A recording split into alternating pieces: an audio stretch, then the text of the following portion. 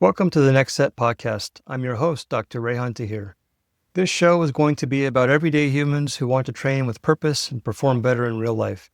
We'll break down strength and conditioning, exercise and fitness, along with mindset with coaches who live it. So let's get started.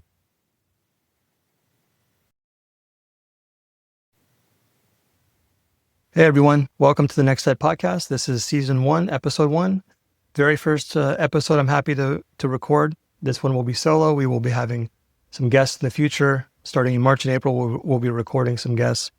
So we got some exciting things to talk about in the health and human performance and strength and conditioning space.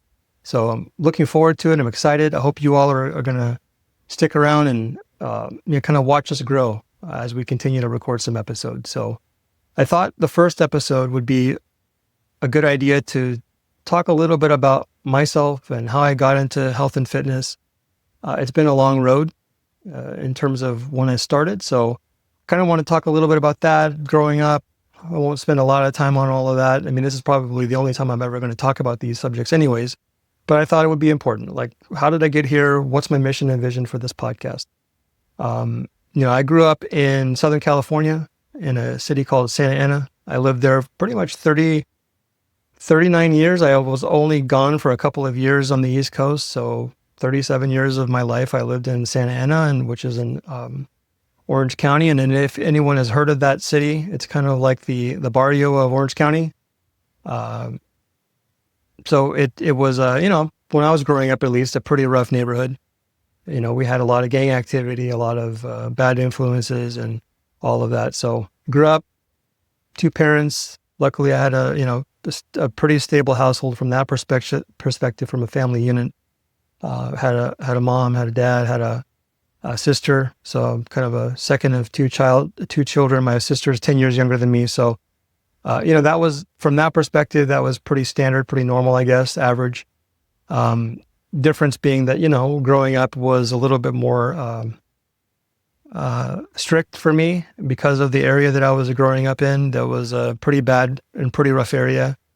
And so my parents were very protective about what I did and what I didn't do and where I could go and who I could talk to and stuff like that. So, that kind of shaped me in a little bit of ways as a youngster, as a kid, but that influence still remained. And so as I got older, I got a little bit more rebellious and started to hang around with the wrong people and doing the wrong things. And, I always loved sports as a kid. I played soccer when I was a kid. I loved basketball in middle school and high school. Those were my sports. A friend of mine, we'd go play basketball for hours and hours and hours, especially on the weekends, especially in the summer. And so that was my sport. That was what I loved to do.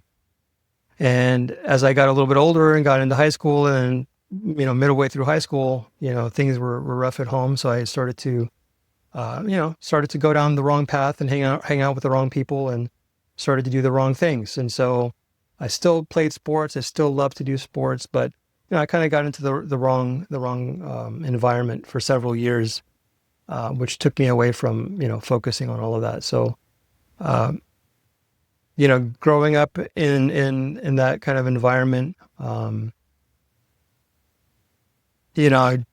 I would say that I wasn't focused on a lot of health and fitness related stuff for several years as I was kind of doing that in mid-teens, late teens. But I did still play sports. And so, I kept getting injured on the court. But, if anybody plays basketball out there, you're going to get injured quite a bit, like whether it's a sprain, whether it's a, twisted ankle. And that was my thing. My big injuries were a twisted ankle. I kept twisting my ankle on the court. I could jump pretty high for my height. I'm about 5'9", and I could easily hang on the rim. I could do all of that. So for me, that was like, I used to get kind of,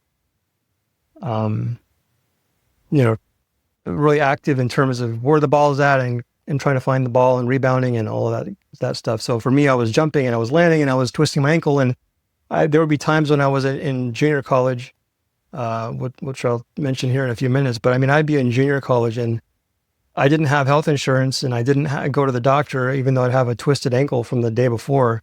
My ankle would be like a balloon and I'd be hopping around on campus trying to get from class to class, which really didn't matter because I was getting like a 1.5 anyway. So it's not like I was really excelling at school. I just showed up. I mean, I'd show up, hang out with friends, and end up skipping and going off and doing other things that weren't that conducive to school. So, that was kind of how I spent my time as a young adult. But because I did love basketball, and I did do that, playing pickup games and, doing that quite a bit, I actually did start to develop an interest for health and fitness. And so, at the time, what I was doing was I'd be, going for a lot of runs. I was a runner at that age. And, I'd be running, no formal program, no, there was no program behind it. I would just go out and run for 45 minutes to an hour, do kind of what would we consider like a fartlek type of training today, where I would be running and jogging, and then I would be sprinting. And so I was kind of mixing up my intensities that way, just intuitively. And all of that was really to say I wanted to get better for my sport, for my basketball sport, and also to help kind of rehab my ankle. I started to delve into weight training a little bit. And so that was my focus. That was my intention, and kind of how I started to get involved in it. I wanted to also get a little bit leaner and play a little bit more athletically on the court. And so then I kind of experimenting with different diets, and I got down to like 150, I think it was, by trying the low fat thing and then the vegan type thing for a little while. And it got to the point where I lost so much weight and I looked kind of sick especially from the vegan type diet, vegetarian or vegan. So, I had to back off of that for a while. But that's kind of where that spark came from. So it still wasn't really changing my life. I was still pretty much going to, going to school, working, but I was still messing around. I mean, I'd play, hooky a lot from both work and school and go mess around. Coming back at 2 or 3 or 4 in the morning, that's not going to be a productive type of environment for someone to come in and lead a responsible life.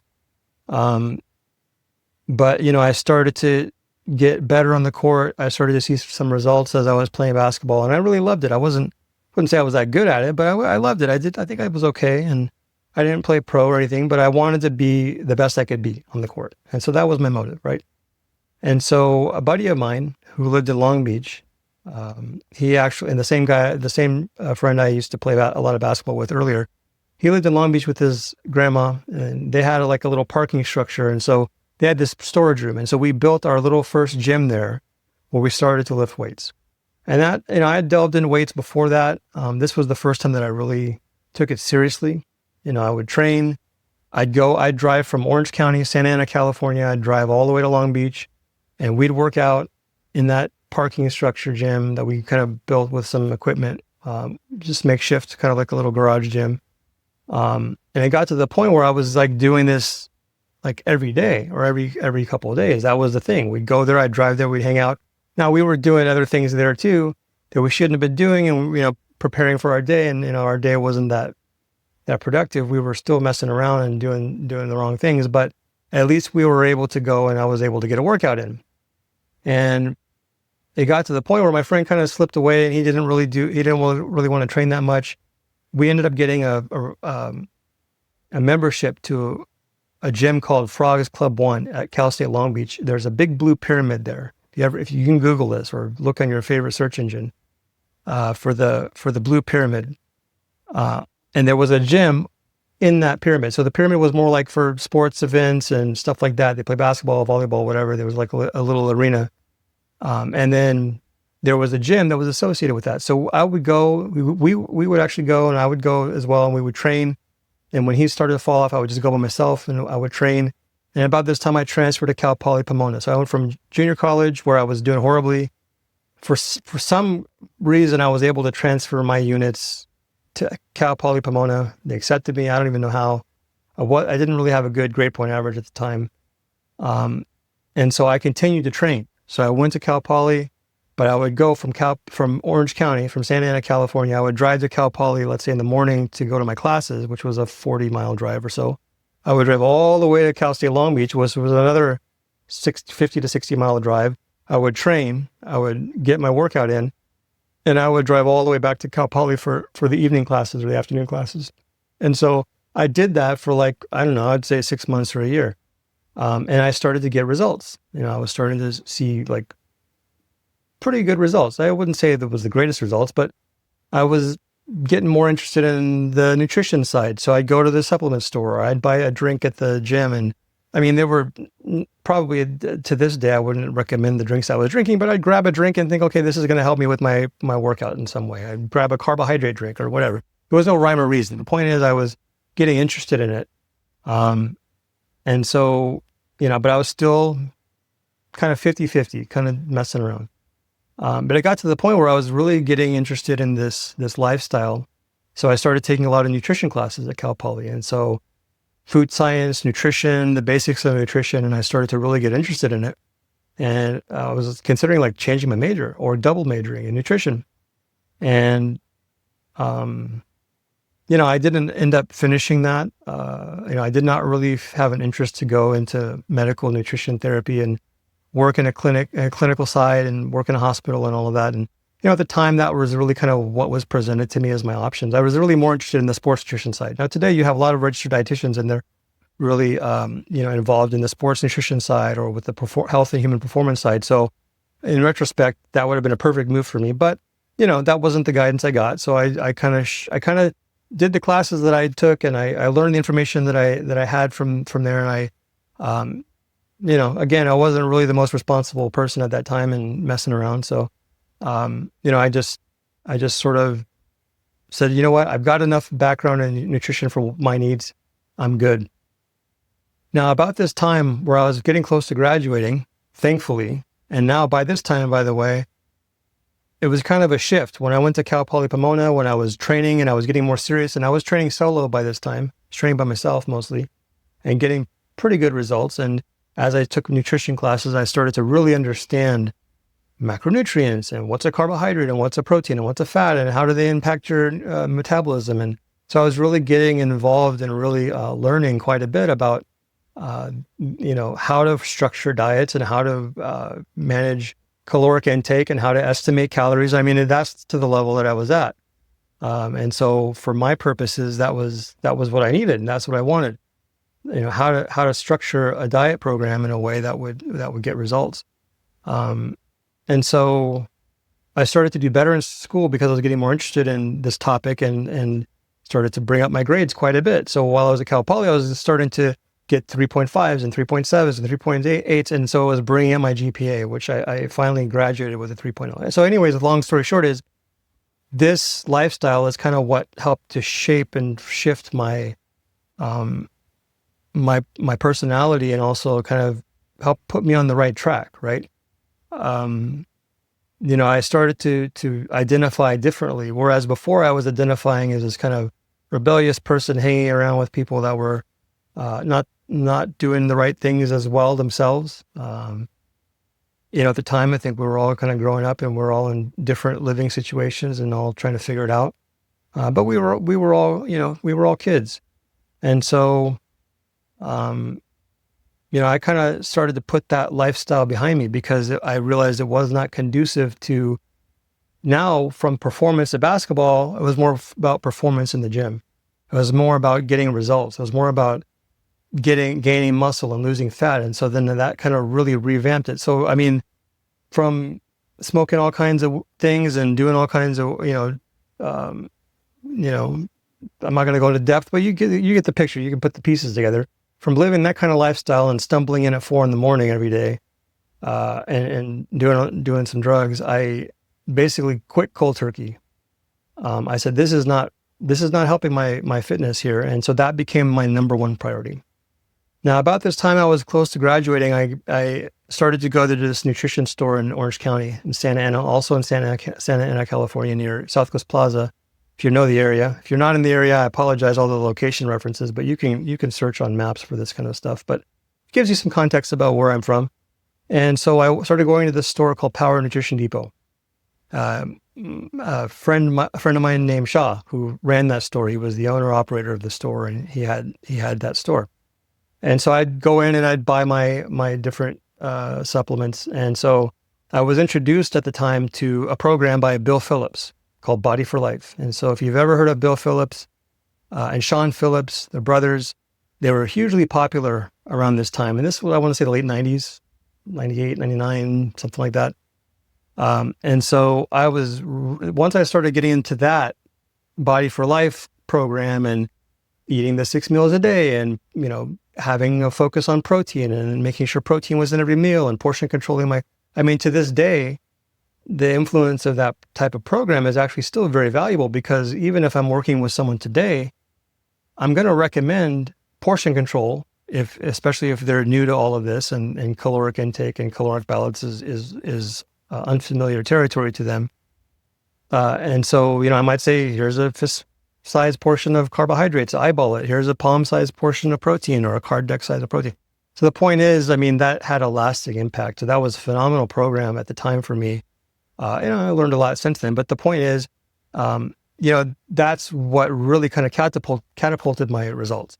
And so coming into the store and seeing Shaw and, kind of being introduced to that retail environment, he came up to me one day and said, "Hey, do you want to work here part-time? Because the guy that's here he needs to leave, or I think he was in the Air Force or something like that. He needed to focus on his career, doing that full-time." So, by this point I was taking nutrition classes. I was doing better in school. I was close to graduating.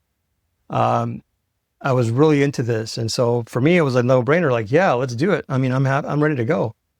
And so I was there, I was helping him out. And by this time, again, I had kind of put that part of my life behind me for the most part. Previously, it was really just, me trying to fit in. And now I started to bring in some other type of persona and other kind of identity with kind of this new lifestyle. And so I didn't need that anymore. Whatever the purpose that served me as a kid, rough childhood, having a tough time at home, whatever the case may be. Everybody's got their own stories and their own background. I'm not unique, but that identity no longer really served the purpose to say, hey, I'm doing this and I'm doing that. I'm trying to fit in. I'm trying to hang out with this crowd and whatever else. Still kept in touch with my friends, but the lifestyle itself and kind of doing some of the things that they were doing, and everybody kind of grew out of it to some degree, except a few. But I started to shift that mindset, that mental model. And so I started working at Power Nutrition Depot, and that's really where I kind of had a coming of age into this industry, because now it was less about me training myself. I started to now get asked questions from people. Now, if you've ever been into a nutrition store, like a GNC, it's hit or miss whether you're going to get the right person to answer your questions. This is part of the thing. But I had enough knowledge at that time, and still seeking knowledge, still taking nutrition classes at Cal Poly, even though I wasn't going to go for the full major. I had several classes under my belt, several books that I was reading that were textbooks, even textbooks beyond classes that I was taking. So I was really invested from a learning and knowledge standpoint into nutrition, into training. So being in this environment and having a little bit of muscle and looking like I was relatively fit, I would be getting asked a lot of questions.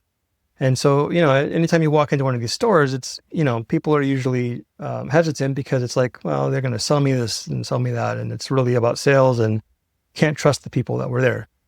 I think my approach was much different. In fact, I would kind of get chastised by Shaw a little bit, because, he would get a little frustrated, because he's like, you're coming here, you're working here, which is great, but you're spending a lot of time with customers, and we can't all spend that kind of time and that kind of education with customers. Because what I was doing was, somebody would come in and they say, I want protein. Well, my first question would be like, well, what are you doing with your diet, and what is your training like? And so I would sit down with them, and I would coach them, and I would give them a whole structured program. Now, I wouldn't be giving prescriptive nutrition, so let's put that to bed. It wasn't, in my scope of practice to be, fine tuning someone's diet. So I did not do that.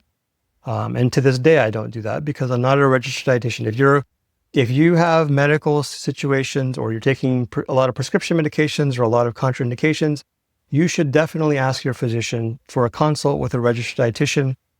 that's really who you should be talking to, right? If someone comes to me and wants some guidelines on nutrition, I do nutrition coaching. I will help them. I will give them the framework, depending upon their goals, especially from the sports nutrition side. I have had several master's and PhD nutrition courses since my undergrad, but I will not prescribe a diet. Even if I know the answer or think I know the answer, I will say, look, it's out of my scope. And here's a couple of references and tell them I sent you, because that's really where you need to be going, right? And so I'm very cautious about that. So I wasn't doing to that level, and I just want to make that clear. But I was able to give people a framework to say, this is what you do with your training. This is what you do with your diet. And then yes, protein might fit into that. Or, it was a supplement. It wasn't there to replace food. I mean, I would have people come in and ask me the most off the base questions, and I'd have to be like, no, you really don't need a supplement right now. You need to go get these lifestyle factors in order, and then you can come back and we'll talk. And so that was the reputation that I built over several years, dealing with, day in, day out, 7 days a week for years. I think 7, 8 years, I was working with people in this manner, coaching first, educating first, and salesman second. I don't consider myself a salesman. I'm not a good salesman, just not. But we had built up such a reputation that we had a Power Nutrition Depot, which is a privately owned business and company by my friend Shaw. We had a GNC walking distance. We had a vitamin shop walking distance, all in the same parking lot. This is a very unique situation. I don't think I've ever seen that much competition. Across the street, we had a guy who had a nutrition store. So that's 4. And then we were adjacent to South Coast Plaza, which is a huge mall in Southern California. And there was a GNC inside there. That's 5 nutrition stores, plus several gyms in the area, which also sold their own nutrition stores, the nutrition supplements and such. So the amount of competition in a 1 or 2 square mile radius was just astronomical. But I think that we had built up a reputation for not, as much as Shah got frustrated with me, but the reputation was, we're not here. And he was the same way. I'm not saying that he was pushing stuff on people. He also gave very good advice. And that was kind of I took the lead from him, really. We're there to make relationships with people. And that's what a big part of it is. When you're educating, when you're building trust, it's less about making a couple of sales, and it's more about what kind of relationship do I have with the people that come in this store. And so if I'm sitting there talking to 1, 2, 5 people at times and educating 5 people at a time on nutrition and coaching, they're going to come back. And yeah, sometimes they just came in to chat and then go buy their product somewhere else. Fine, fuck it. I mean, what am I supposed to do? That's not what I was there for. I was there because I loved this stuff and because that was my lifestyle. And so I graduated, and then Shaw said, hey, he gave me the opportunity and asked me if I wanted to become the general manager, and then also started to become an owner-operator in both the website, and then I opened a store in Marina Del Rey. So I was well on my way. I was like, I went from just working here part-time for a year or whatever it was, graduated. Now I'm actually starting to become a part owner and starting to build this up. Also a big, huge influence on my training around this time. So late 90s and I think early 2000s, about 2000 or so. A good friend of mine, Rehan Jalali, we both share the same first name. He's well known in the fitness industry. He actually came to Southern California and I met him for the first time. And I started to train with him, and we became training partners. And we take a bunch of guys in the evenings and we go train them and work out with them and kind of coach them. So it went from me being in the store. And by the way, I consider Rehan Jalali a big mentor of mine. Still to this day, keep in touch with him. You follow him on the 6-pack diet plan on Instagram. But, he took me to the next level. Here I was pretty fit. I was pretty much, working out and training. And then he basically amplified my training and my knowledge to a 10th degree. And that just catapulted me even further to the point where I really started to think, okay, I really want to get my master's and PhD in this at the time. So that went on for a few years, coaching and working in the store, running a business, driving to and from Marina Del Rey. I was working 7 days a week. I was working a lot of hours, training in the evening time. A bunch of guys, sometimes up to 10, 15 guys, we'd be training at the same time. It was like basically like taking over 24-hour fitness to the point where we kept getting kicked out. We had to start finding smaller gyms. So I had a Powerhouse membership. They shut down. I had LA Fitness, 24-hour fitness. We go late at night to not disrupt people, but we had a big crew, and we'd be training everybody for a couple hours. So for me, working all day long in the morning, I'd be at the store early in the morning, or I'd have to drive to LA from my location and spend a long time getting to work there, spending all day long at the store, coaching, training, and yes, running a business and all that stuff, and giving people advice, coming back and then training and coaching in the evening time. I would get home till 1:00 in the morning, to 1 or 2 in the morning. But from before, instead of me out there messing around and getting in trouble or hanging out with people who were getting in trouble, I was now doing something productive. So my time was now being spent in a better way. Around 2006 is when, things kind of hit the fan. Shit hit the fan for me about 2006, I think 2007, something like that. Because I was working so many hours and so many days, and I did this because I loved it. It wasn't like I was doing it and I was frustrated. I mean, I did it willingly. I did it by choice. But, being in your 20s and then approaching 30 or so, and that's about the age this happened, I think really my body just burned out, right? And so it crashed. I crashed hard. And so I basically could not train. I could not work. I tried to work for about a year before I finally had to just throw in the towel and tell Shaw, look, I apologize. I just can't do this anymore. I mean, my health is just not good. It was to the point where I had zero exercise tolerance. I could not even walk 5 minutes or 10 minutes without having a lot of different symptoms from just burnout and started to develop a lot of panic attacks and depression from that. So, it's basically like, here's my identity. Here's how I really thrive. Here's what I really enjoy doing. And basically, in a matter of a day, it was pulled out from under me, and I had no answers. Doctors had no answers for me. In retrospect, I kind of know what happened, and so I could look back and, pinpoint what should have happened or what I should have did. But hindsight is 2020, and that's not how it panned out for me. So for several years after leaving the store, I basically had to spend the time recovering my health. For several years, I just could not tolerate exercise at all. And so I went into a pretty deep depression about it. It was tough. I had something that I still identified with on the inside. That's kind of that was my identity. That was my persona. But then the outside told a different picture, right? And so you started to slip pretty bad. And you'll see pictures. I'll post them on my personal Instagram or Apex Tactical Athletics. I mean, it'll probably be a little bit of both. And it kind of show you the transformation between now and then. But I was out of shape, and rightfully so. I couldn't exercise. At that point, I was like, the diet was an afterthought. I mean, it took a couple of years to really slip, but I definitely did not look like I looked the years before when I was in my best shape for almost a decade. So that's kind of, the crashing effect of where I had to deal with a lot of that, that sickness. I want to say around 2016 or 17, I started to slowly get my health back. And it just took a long time to recover, a long time to bounce back from all of the different symptoms that I had. And if, I could go into depth about it, but I mean, it is what it is. There was a lot of different symptomatic things that were happening to me. Like you could say POTS, or you could say dysautonomia, or you could say orthostatic intolerance, or a little bit of all of it. Unfortunately, there was no clear diagnosis, but the point is, I had no physical tolerance for exercise. So around 2016 and 17, I started to slowly be able to walk for 20 minutes or walk for 30 minutes. Didn't feel good, didn't feel great, but I was able to do it. And so I kept doing it. And I started to slowly build a little gym in my house around 2014. And I wasn't training hard, but I was able to do some sets and just do something. I mean, I wasn't really,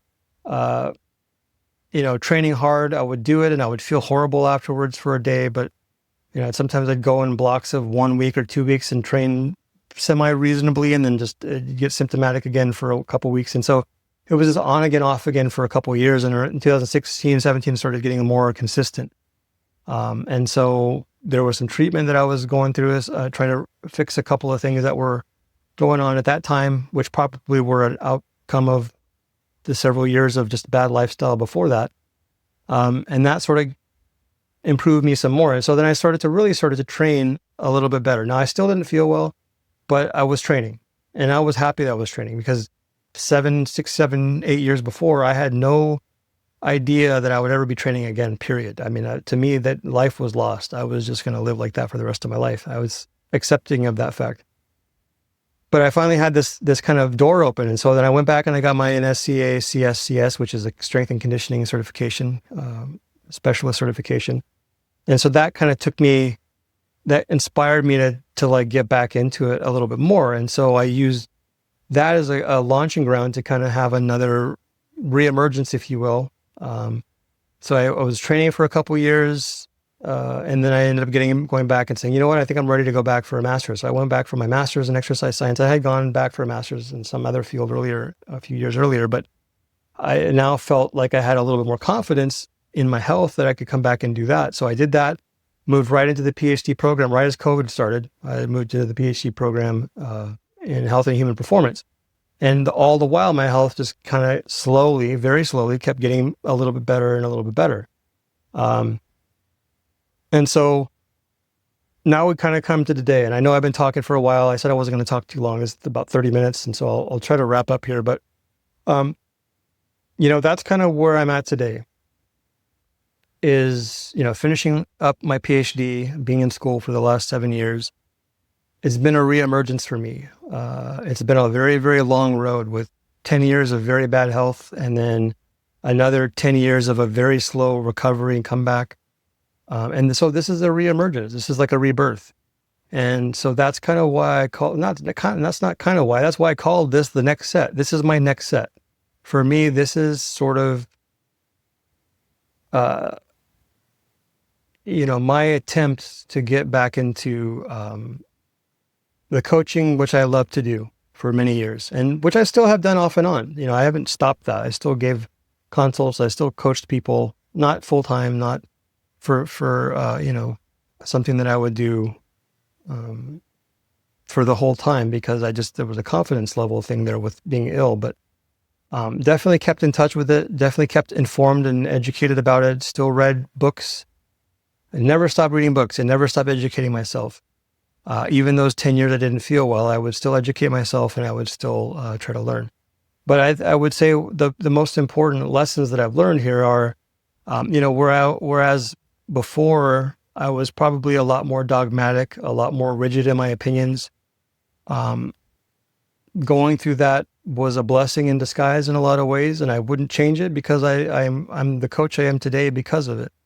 I'm a lot more empathetic. I'm a lot more understanding. Like, look, there's people out there that you give them a program for 5 days, or tell them to strength train for 3 or 4 days and go to the gym and do cardio for 2 days, 2 days out of the week, and that's 6, 7, 8 hours out of their day. You go try telling that to a mom who has to take care of 2 kids and then hold down a job, or a dad who's out there working 60, 70 hours in a construction job, who is basically the only free time they've got is when they come home and they got to spend time with the family. So, some of these programs, they aren't always feasible for people. But I think given that, I've tried to be more empathetic to what people's situations are, because I went through something myself, and I understand. When someone tells me I have a tough time exercising, yeah, I'm going to try to motivate them. I'm going to try to find techniques to get them to be able to overcome that, and we do it together. But I know how it feels, and so I'm not quick to judge, right? I understand what challenges they might be facing. And so all I can say is the lesson is, it's my next set now. And that's what the next set podcast will be. And we'll talk about mindset and health and human performance and strength and conditioning and nutrition. And we'll have interesting guests on here, and we'll touch on firearms, because that's a big part of my life as well now. And so there'll be a blend of sports performance and all of that and mindset. But now it's my next set.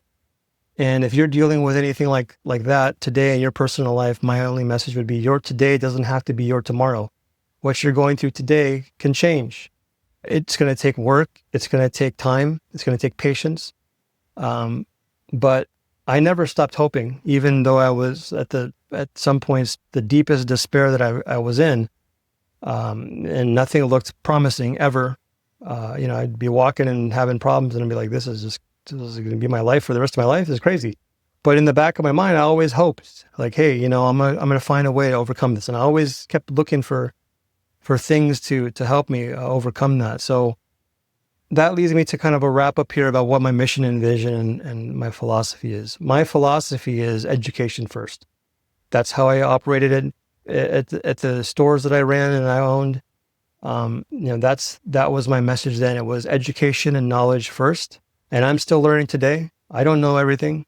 I mean, I'm trying to surround myself with the right people and look for the right educational opportunities because I don't know everything. No one will know everything. In fact, you'd think that you go and get a master's and a PhD and you're going to know all this stuff. And I'm like, I'm dumber than I was before. I like freaking feel like I knew more 25 years ago than I do today because the amount of information that comes at you, you have to be able to put context to it. And I have opinions about things and I have, facts to guide my opinions for the most part, but I'm still learning. That's my point. And so that's my philosophy is education first, both for myself, but for also the people I work with. And so, my vision for this effort, both the podcast, also Apex Tactical Athletics, where we're going to do coaching, is to continue that process of educating. I want to bring the same kind of, enthusiasm to help share the knowledge of health and fitness and exercise and nutrition with everyone I can talk to. Because I've seen people lose 100 pounds in a few months just from some simple coaching tips, some simple frameworks that are not that difficult. And they'll come back and maybe touch in with me every couple months and I'll see them 6 months down the road and they look completely different and they're grateful and I'm excited for them. And it's such a nice feeling to see that. And so that's the vision I have for this is to be able to, continue to expand that knowledge and make it available for everyone. Really just training for performance, training for life. That's really what we're doing is training for life's demands. And that's one of the captions that we use and the phrases that we use is we have to train for life's demands because you never know when life comes at you. Things can change in the blink of an eye. So my mission is to make sure that with this podcast, I can provide some educational value. The coaching programs that we provide will hopefully demystify and make things clearer because there's a lot of junk out there. And so, providing that service to people to say, this is no fluff, this is no gimmicks, this is no fads. I really don't like to do that kind of shit. I might have to with Instagram and social media marketing. I don't know. I mean, whatever. I don't want to. I'm trying to be authentic here with all of you and be myself. I tried to record a couple of these videos for a different channel last year and I was like, this doesn't even feel like me. I'm reading off a transcript. You're just going to get who you're going to get. This isn't going to be polished. When I talk to my guests, I'm going to talk to them and I'm going to be open with them and they're going to be open with me. They're going to share their life experiences. They're going to share their expertise and their education with us. And I'm going to just keep it real. That's the point of this podcast. I don't give a shit. I don't want this to be polished. I might put a little intro. I might put a little outro. Maybe one day I'll have a different background here. Excuse me, but I'm not trying to make this, super, whatever the word is. I don't use big words. I don't know what the word is. It's not going to be super polished. It's not going to be fluff. It's not going to be all fad. This is real. This is authentic from my perspective. What you see is what you get. I'm talking to you off the cuff. I have no transcript in front of me. I'm just talking, dude. So I'm already at 38 minutes. So really that's where I'm at with this podcast. That's what I hope to convey is these are the topics we're going to talk about. Sometimes I'll come on and educate and give my perspective on something. In fact, I think the next video I'm going to shoot, talk about GLPs. Let's talk about them. Let's get it out in the open. I mean, you got a lot of information out there from physicians and other coaches about what it is. And I've got some opinions about it. I'm not the expert on peptides. I don't claim to be. We'll provide a little bit of information, but I want to put some context to it. And so I think that's going to be the next one I shoot by myself. And then again, like I said, we're going to get some guests in here in March and April recording. And then hopefully in April, we'll start rolling out some more guest type activities. And I've got some good guests lined up. And hopefully they continue to grow. So thanks all. If you're interested in applying to be a guest, you can go to the Next Set podcast on Instagram. You can go to apextacticalathletics.com. And on there, we have a link in the menu bar for the Next Set podcast. So I'll put this in the description. Thank you for listening. I look forward to talking to all of you in the next several months and hopefully years of a long journey here with me on kind of talking about health and fitness. Thanks all.